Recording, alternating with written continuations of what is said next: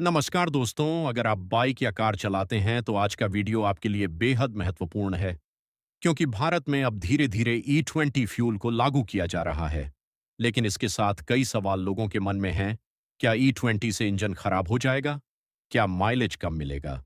क्या पुरानी बाइक या कार में ई-20 डालना सुरक्षित है? क्या अब नई गाड़ी खरीदनी पड़ेगी?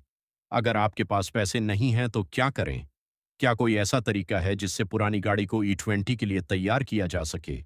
और सबसे बड़ा सवाल, क्या भविष्य पेट्रोल का है, ई-20 का है या इलेक्ट्रिक वाहनों का? आज इस वीडियो में हम इन सभी सवालों का जवाब तथ्यों और आसान भाषा में समझेंगे, इसलिए वीडियो को अंत तक जरूर देखें। चैप्टर 1, ई-20 फ्यूल क्या होता है?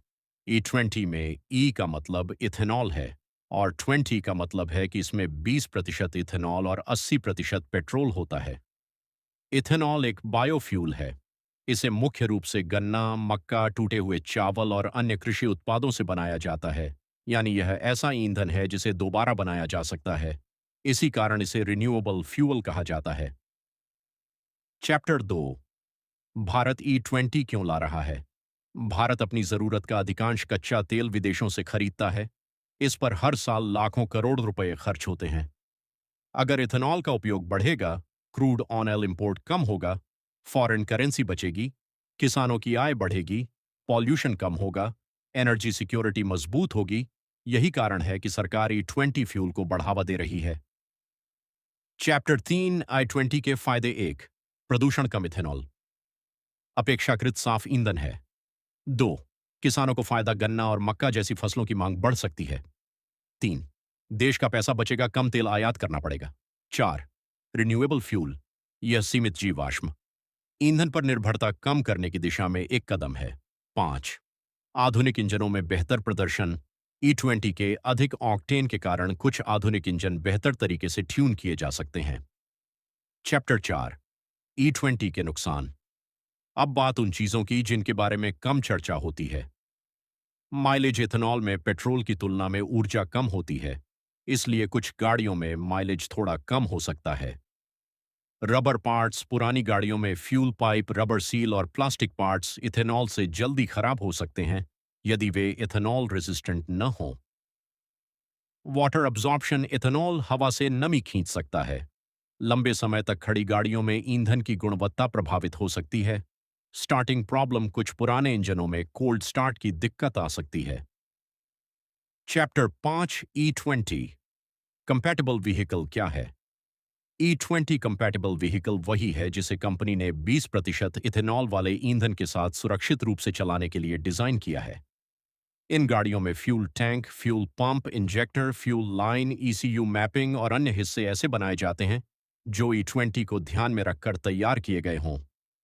अगर आपकी गाड़ी के मैनुअल या कंपनी की वेबसाइट पर ई-20 कंपैटिबल लिखा है, तो आप सामान्य रूप से ई-20 फ्यूल का उपयोग कर सकते हैं।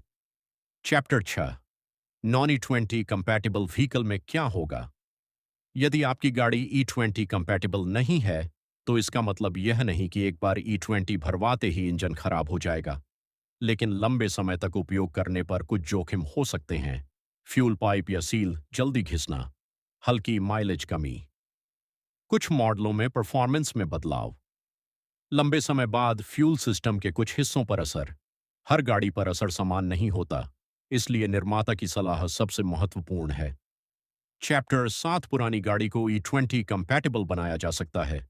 कुछ मामलों में कंपनी अपग्रेड किट या बदले हुए पार्ट्स उपलब्ध करा सकती है, जैसे fuel hose, rubber seal gasket, fuel filter, कुछ फ्यूल सिस्टम कंपोनेंट्स, लेकिन यह हर मॉडल के लिए उपलब्ध नहीं होता। किसी भी बदलाव से पहले कंपनी के अधिकृत सर्विस सेंटर से जानकारी लें। चैप्टर 8, जिनके पास नई गाड़ी खरीदने के पैसे नहीं हैं, वे क्या करें? घबराने की जरूरत नहीं है। नियमित सर्विस कराएं, फ्यूल फिल्टर समय पर बदलें, फ्यूल पाइप और रबर पार्ट्स की जांच कराएं।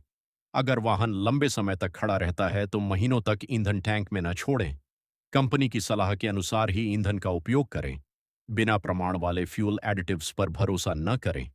फाइनल कंक्लूजन, ई-20 कोई जादुई ईंधन भी नहीं है और न ही हर गाड़ी का दुश्मन।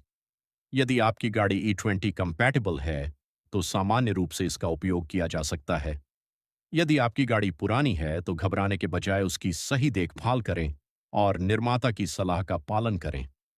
भारत में आने वाले वर्षों में इथेनॉल ब्लेंडिंग बढ़ने की संभावना है, इसलिए वाहन मालिकों के लिए इसकी सही जानकारी होना बेहद जरूरी है। अगर आपको यह वीडियो पसंद आया हो तो इसे अपने दोस्तों और परिवार के साथ शेयर करें।